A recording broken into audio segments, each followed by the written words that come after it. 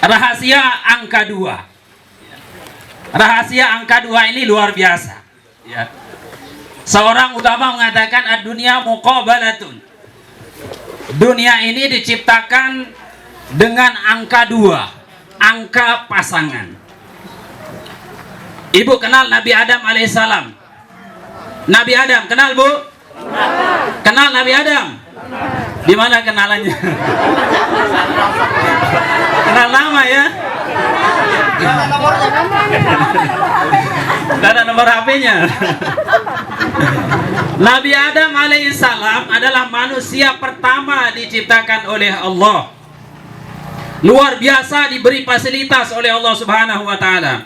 Dikasih surga untuk dirinya sendiri. Ya. Tapi apa yang terjadi, ternyata dengan fasilitas yang luar biasa itu, beliau tidak betah di dalam surga. Alasannya apa? Tidak ada pasangan.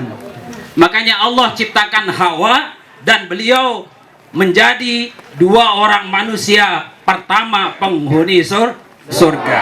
Itu rahasia angka 2 yang pertama. Kemudian angka 2 ini adalah angka keseimbangan. Ya. Angka keseimbangan.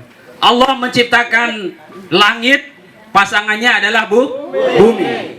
Di dalam diri kita ini juga Allah kasih pelajaran penting tentang angka 2. Apa itu Bapak-bapak dan Ibu-ibu? Yang pertama adalah kaki kita. Kaki kita ini jumlahnya berapa, Bu?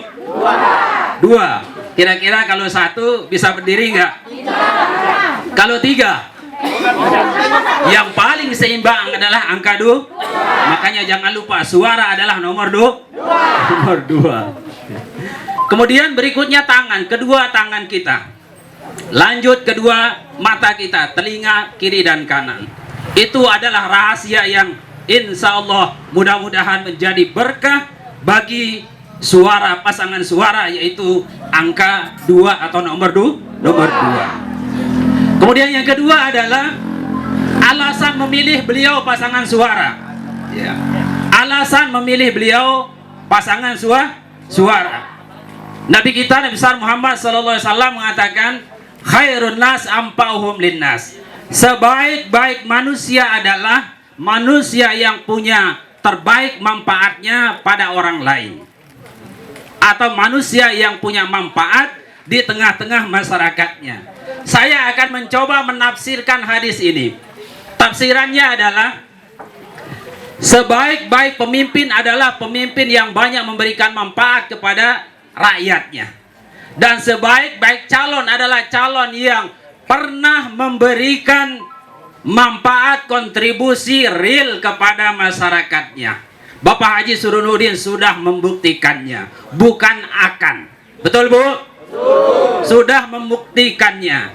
Tadi sudah banyak diuraikan oleh rekan-rekan pembicara terdahulu, bahwa beliau di periode pertama sudah konsen membangun infrastruktur di Konawe Selatan. Jalan, jembatan menghubungkan satu kecamatan, bahkan menghubungkan kabupaten ya, dengan kota Kendari dan lain sebagainya.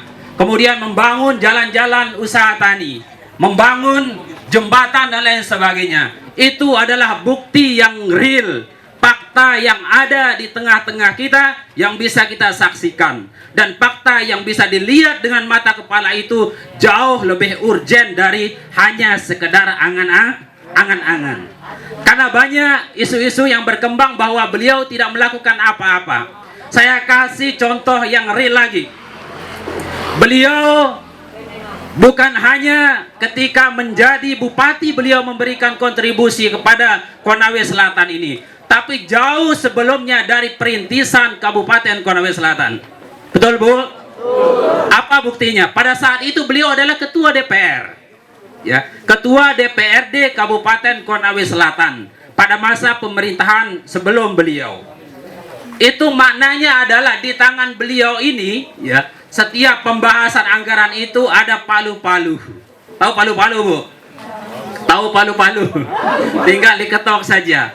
Kalau tidak, dengan tangan beliau yang mengetok anggaran di Konawe Selatan, maka tidak akan bisa terbangun Konawe Selatan pada saat itu di periode bupati sebelumnya. Itu juga bukti yang harus diingat oleh kita semua, dan juga jangan sampai kita lupa tentang jasa-jasa beliau. Jangan sampai kita terlena dengan rayuan-rayuan yang memberikan buayan-buayan, mungkin juga bisa hayalan, tapi yang ada di tengah-tengah kita, di depan mata kita, kita yakinkan saudara kita, keluarga kita terlebih dahulu, diyakinkan dengan seyakin-yakinnya, dipastikan, kemudian dicatat dan dikawal sampai tanggal 9 Desember, pastikan tidak ada yang bergeser, sehingga kemenangan yang besar akan kita dapatkan di Kecamatan Baitul. Yang terakhir sekali adalah untuk menguatkan komitmen kita, maka kita juga bukan hanya ikhtiar pada sisi manusia saja, kerja-kerja kita, tapi yang perlu kita lakukan adalah kita mengetuk pintu langit. Kita mengetuk pintu langit. Caranya bagaimana? Saya ingin aja Bapak Ibu dan saudara-saudara sekalian, di akhir penyampaian saya ini, nanti kita sama-sama baca suratul Fatihah. Sanggup Ibu? Bisa baca Fatihah, Bu? Bisa. Itu adalah alat kita mengetuk pintu langit. Ya.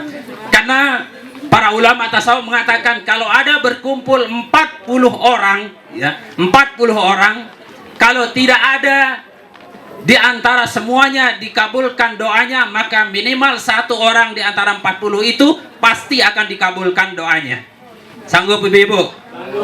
Mari kita hantarkan dan kita ketuk pintu langit. Dengan hati yang ikhlas, ucapkan, baca suratul Fatihah. Mudah-mudahan tanggal 9 Desember kita pastikan suara menang dan insya Allah menjadi bupati di periode berikutnya. Untuk niat ini mari kita sama-sama membaca Fatihah. Bisiril Fatihah. Bismillahirrahmanirrahim. Alhamdulillah. Iya kan. Terima kasih. Demikian, wassalamualaikum warahmatullahi wabarakatuh.